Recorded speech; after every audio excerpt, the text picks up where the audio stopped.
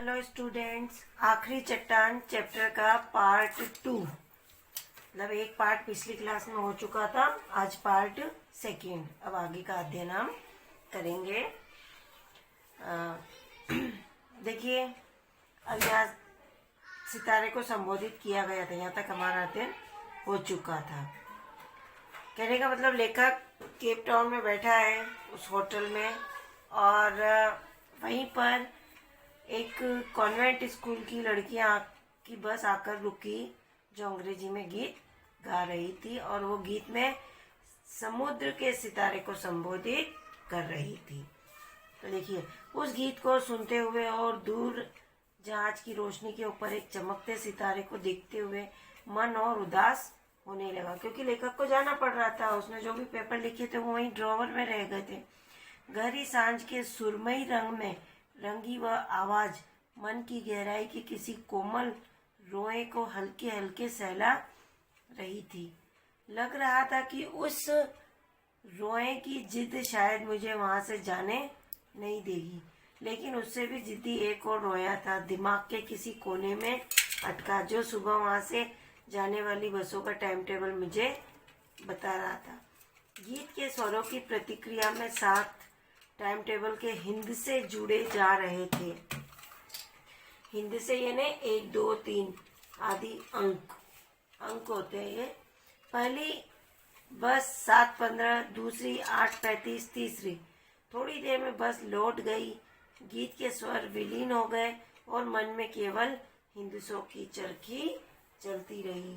मतलब ये बस के जाने का टाइम है कि पहली बस कितनी बजे जाएगी, दूसरी बस कितनी बजे, तीसरी कितनी बजे। तो ये अरबी भाषा में इनको हिंदी से कहते हैं। तो देखिए, कहने का मतलब ये है कि लेखक ये बताना चाहता है कि बस में जो कॉन्वेंट की लड़कियां आई वो गीत गा रही थी और सागर को संबोधित करते हुए।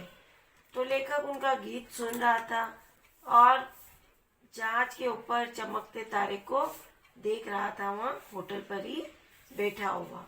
उसका मन उस वातावरण में और भी उदासी से भर गया था। उदासी से इसलिए नहीं कि उसको ऐसा माहौल देखना था, उदासी इसलिए कि अब उसे जाना था ये सब कुछ छोड़कर। चारों ओर सुरमे, आंख में जो सुरमा लगाया जाता है ना, वो सुरमे के रंग की एकदम नीली रंगी हुई संध्या यानी शाम गहराती जा रही थी, मतलब अंधेरा होता जा रहा था। और शांत वातावरण में गूंजते हुए उस गीत के स्वर लेखक के हृदय में छिपी किसी कोमल भावना को और अधिक उकसा रहे थे। जो लड़कियां गीत गा रही थी वो गीत के शब्द लेखक के अंदर जो भाव छुपे हुए थे उन भावों को और अधिक उकसा रहे थे। उसका उद्दीप्त मन कन्याकुमारी को छोड़कर जाने को नहीं हो रहा था, यानी जो बेचैन मन है वो। लेकिन कन्नानौर के होटल की मेज की दराज में लेखक अपने हाथ के लिखे पन्ने यानी पेपर भूलकर आ गया है। उन्हें सुरक्षित पाने की आशा से उसका मन वापस लौटने के लिए तैयार हो रहा है। वह मन ही मन कन्याकुमारी से कन्नानौर जाने वाली बसों के टाइम टेबल को दोहरा रहा था, मतलब रिपीट कर रहा था। जो जो उस गीत के स्वर लेखक के मन पर अपना प्रभाव डालते जा रहे थे, त्यों त्यों बस के जाने का समय भी उन्हीं विचारों के साथ घूमता जा रहा था। दो विचार एक साथ घूम रहे थे। वो पहली बस, दूसरी बस, तीसरी बस ऐसे गिनती कर रहा था। थोड़ी देर बाद कॉन्वेंट की वह बस लौट गई। उन लड़कियों के गीत के स्वर धीरे धीरे दूर होकर सुनने की सीमा से बाहर हो गए और लेखक के मन में केवल टाइम टेबल के अंकों का चक्र घूमता रहा।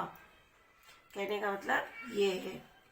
ग्रेजुएट नव युवक मुझे बता रहा था कि कन्याकुमारी की 8,000 को आबादी में कम से कम 400-500 शिक्षित नव युवक ऐसे हैं जो बेकार हैं। उनमें से 100 के लगभग ग्रेजुएट हैं। उनका मुख्य धंधा है नौकरियों के लिए अर्जियां देना और बैठकर आपस में बहस करना। वह खुद वहाँ फोटो एल्बम बेचता था। दूसरे नवयुवक भी उसी तरह के छोटे मोटे काम करते थे, मतलब वहाँ बेरोजगारी अधिक थी। हम लोग सीपियों का गुदा खाते हैं। सीपिया होती है समुद्र के अंदर, एक समुद्री जीव होता है, उसके अंदर का गुदा खाते हैं और दार्शनिक सिद्धांतों पर बहस करते हैं। वह कह रहा था, इस चट्टान से इतनी प्रेरणा तो हमें मिलती ही है। मुझे दिखाने के लिए उसने वहीं से एक सीपी लेकर उसे तोड़ा और उसका गुदा मुंह में डाल लिया। कहने का मतलब ये है कि लेखक ये बताना चाह रहा है कि जो कन्याकुमारी के ग्रेजुएट जो नव युवक है, वो लेखक को बतलाता है कि कन्याकुमारी की 8,000 की आबादी में कम से कम 500-400 शिक्षित है, मतलब पढ़े लिखे हैं। और जो बेरोजगार भी हैं, इन बेरोजगार नव युवकों में कम से कम 100 युवक ऐसे हैं जिन्होंने स्नातक यानी BA BSc ऐसे परीक्षा उत्तीर्ण की हुई है। वे मुख्य रूप से अपनी बेरोजगारी को दूर करने के लिए निकलने वाली जगहों पर नौकरियां पाने, मतलब जहाँ भी वैकेंसी निकलती है वहाँ नौकरी पाने के लिए अर्जियां लगाते रहते हैं, मतलब प्रार्थना पत्र देते रहते हैं। और इसके अलावा उनके पास कोई काम नहीं, मतलब ये भी एक काम है एप्लीकेशन लगाने का। नौकरियों के लिए प्रार्थना पत्र आदि देने के बाद पढ़े लिखे होने की दृष्टि से वे किसी विषय को लेकर बैठ जाते थे, मतलब किसी भी टॉपिक पर बहस करते रहते थे। और उस पर बहस करते बताने वाले नवयुवक ने लेखक को अपने संबंध में बताया कि वह भी फोटो एल्बम बेचता है और उसके दूसरे साथी भी इसी प्रकार का छोटा मोटा धंधा करते हैं। उसने अपने खाने के संबंध में बताया कि सागर तट पर पाई जाने वाली सीपियां को फोड़कर उनमें से गुदा निकलकर हम लोग खाते हैं और फिर आपस में दार्शनिक सिद्धांतों पर बहस करते हैं। इसकी प्रेरणा हमें इस चट्टान से ही प्राप्त होती है। जो चट्टानें वहाँ पर है ना, उन चट्टानों से ही हमें दार्शनिक सिद्धांतों पर बहस करने की प्रेरणा प्राप्त होती है। पानी और आकाश में तरह तरह के रंग झिलमिलाकर छोटे छोटे द्वीपों की तरह समुद्र में बिखरी स्याह चट्टानों की चोट से सूर्य उदित हो रहा था। अब सूर्योदय का है, कल हमने सूर्यास्त का पढ़ा था, अब ये सूर्योदय। घाट पर बहुत से लोग उगते सूर्य को अर्घ देने के लिए एकत्रित थे। घाट से थोड़ा हटकर गवर्नमेंट गेस्ट हाउस के वेटर यानी सरकारी मेहमानों को सूर्योदय के समय की कॉफी पिला रहे थे। 2 स्थानीय नवयुवतियां उन्हें अपनी टोकरियों से शंख और मालाएं दिखला रही थी। वे लोग दोनों काम साथ साथ कर रहे थे, मालाओं का मोल तोल और अपने बाइनाक्यूलर्स से सूर्य दर्शन। मतलब जो लोग आए हुए थे वो उनके पास ऐसा सेट वो था बाइनाक्यूलर्स, उससे सूर्य के दर्शन कर रहे थे। मेरा साथी अब मोहल्ले मोहल्ले के हिसाब से मुझे बेकारी के आंकड़े बता रहा था। बहुत से कडल कॉक हमारे आसपास तैर रहे थे। वहाँ की बेकारी की समस्या और सूर्योदय की विशेषता इन दोनों से बेलौग, मतलब कहने का मतलब ये कि सुबह सुबह सूर्य की किरणें आकाश और समुद्र के जल में तरह तरह के रंगों को झिलमिला रही थी। उसकी अरुण आभा मतलब सूर्य की वहां पर बिखरी काली चट्टानों पर फैल रही थी। वे चट्टानें छोटे छोटे द्वीपों की तरह लग रही थी और उन चट्टानों के पीछे से सूर्योदय हो रहा था, जो कि बहुत सुंदर लग रहा था। उस सूर्योदय काल में कन्याकुमारी के घाट पर बहुत से लोग वहां पर उपस्थित थे। वे सभी उगते सूर्य को अर्घ दे रहे थे। लेखक बताता है कि उसी घाट से थोड़ी दूर एक सरकारी अतिथि गृह है। उस अतिथि गृह पर भी सरकारी मेहमानों की भीड़ थी। उस अतिथि गृह के वेटर उन सरकारी मेहमानों को प्रातः की कॉफी पिला रहे थे। इसके अतिरिक्त 2 स्थानीय युवतियां उन लोगों को अपनी टोकरी में से शंख की मालाएं बांदरवार ये बनी हुई दिखा रही थी। वे लोग एक और मालाओं का मोल भाव कर रहे थे तो दूसरी ओर अपने बाइनाक्यूलर्स से उगते हुए सूर्य के दर्शन देख कर रहे थे। अर्थात वहाँ का प्रातःकालीन सूर्य का वातावरण बड़ा ही मनमोहक और आकर्षक था। इसी वातावरण के बीच लेखक भी वहाँ पर मौजूद था। मेरे साथियों का कहना था कि लौटते हुए नाव को घाट की तरफ से घुमाकर लाएंगे। हालांकि मल्ला उस तूफान में उधर जाने के हक में नहीं थे। बहुत कहने पर मल्ला किसी तरह राजी हो गया। मल्ला ने नाव चलाने वाला और नाव को घाट की तरफ ले चले। नाव विवेकानंद चट्टान के ऊपर से घूमकर लहरों के थपेड़े खाती उस तरफ बढ़ने लगी। वह रास्ता सचमुच बहुत खतरनाक था। जिस रास्ते से हम आए थे उससे कहीं ज्यादा नाव इस तरह लहरों के ऊपर उठ जाती थी कि लगता था नीचे आने तक जरूर उलट जाएगी। फिर भी हम घाट के बहुत करीब पहुंच गए। ग्रेजुएट नवयुवक घाट से आगे की चट्टान की तरफ इशारा करके कह रहा था, यहाँ आत्महत्याएं बहुत होती है। अभी 2 महीने पहले एक लड़की ने उस चट्टान से कूदकर आत्महत्या कर ली थी।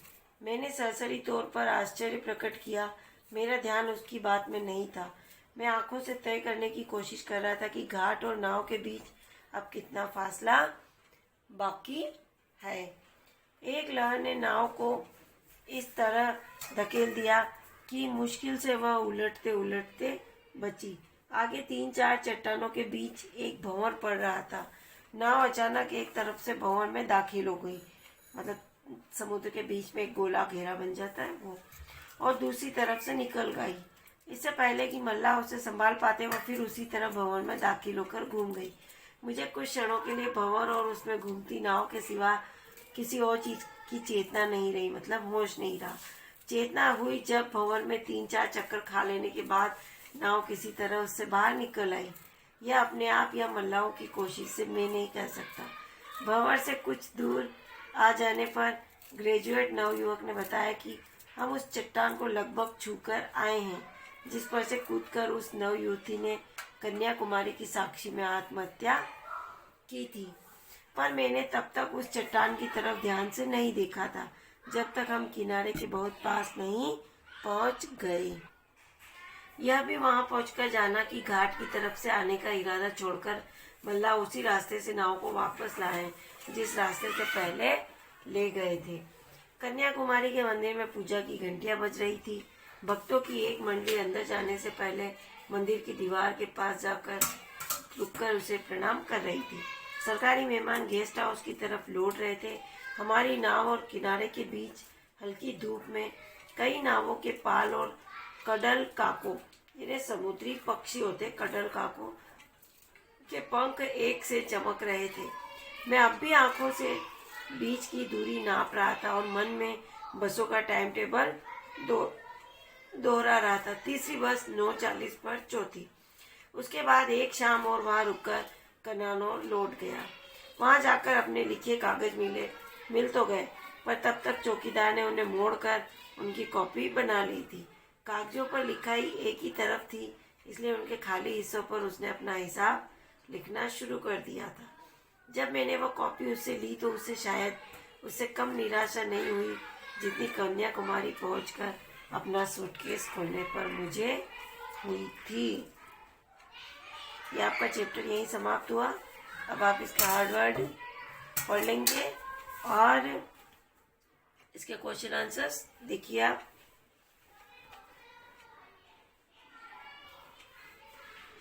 सबसे पहले वैकल्पिक देखिए कि मोहन राकेश ने किस कहानी पत्रिका का संपादन किया, तो सारिका। सुनहले सूर्योदय और सूर्यास्त की भूमि कन्याकुमारी, ये जब चैप्टर स्टार्ट हुआ था तभी लिखी हुई थी ये लाइन। अब देखिए अति लघुत्रात्मक क्वेश्चन कि कन्याकुमारी में किन 3 सागरों का संगम होता है। ये पहले ग्राफ में है, अरब सागर, हिंद महासागर और बंगाल की खाड़ी। विवेकानंद ने कहाँ समाधि लगाई थी, तो विवेकानंद ने कन्याकुमारी के संगम स्थल, जहाँ इन 3 सागरों का संगम हो रहा, उस स्थल में स्थित चट्टान पर समाधि लगाई थी। लेखक को किन पेड़ों के झुरमुट दिखाई दे रहे थे, तो नारियल के पेड़ों के झुरमुट दिखाई दे रहे थे जब वो सूर्यास्त के लिए आगे से आगे जा रहा था रेत के टीलों पर। तब कनानौर के होटल में लेखक क्या भूल आया था, तो कनानौर के होटल में लेखक अपने हाथ से लिखे 80-90 पेपर मेज की दराज में भूल आया था। कन्याकुमारी भारत के किस राज्य में है, तमिलनाडु राज्य में है। ये क्वेश्चन आपको बुक में ही करने। इसके बाद लघु वाले क्वेश्चन आप अपनी कॉपी में करेंगे कि भाई जैसे सूर्यास्त के समय समुद्र के पानी का किन विविध रंगों में परिवर्तन हुआ, तो देखो उस समय सबसे पहले समुद्र का पानी सुनहरे रंग का हुआ, सुनहरे रंग का।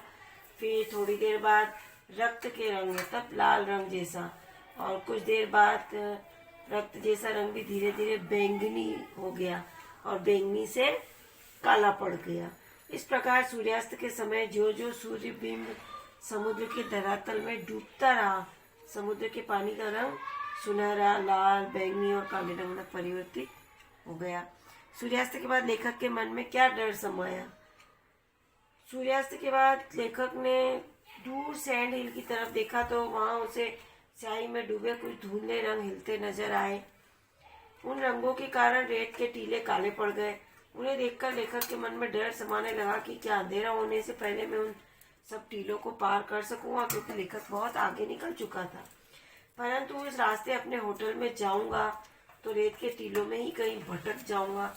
इसी कारण लेखक को डर लगने लगा था। सूर्योदय कालीन क्षणों में लेखक ने क्या देखा? अब सूर्योदय के समय समुद्र की स्याह चट्टानों, स्याह यानी स्याही के रंग की जो चट्टानें के बीच से तरह तरह के रंग झिलमिल रहे थे। वहाँ घाट पर बहुत से लोग उगते सूर्य को अर्घ देने के लिए इकट्ठे हो रखे थे। घाट से कुछ दूरी पर सरकारी गेस्ट हाउस के वेटर सरकारी मेहमानों को कॉफी पिला रहे थे। दो वहाँ की जो स्थानीय औरतें वो शंख और सीपियों से बने सामान बेच रही थी और कुछ लोग अपने बाइनाक्यूलर्स से सूर्योदय के दर्शन कर रहे थे। और समुद्र तल में मतलब समुद्र में कडल कॉक यानी समुद्री पक्षी तैर रहे थे। ये उसने सुबह सुबह देखा। ग्रेजुएट नवयुवक से लेखक की क्या बातचीत हुई?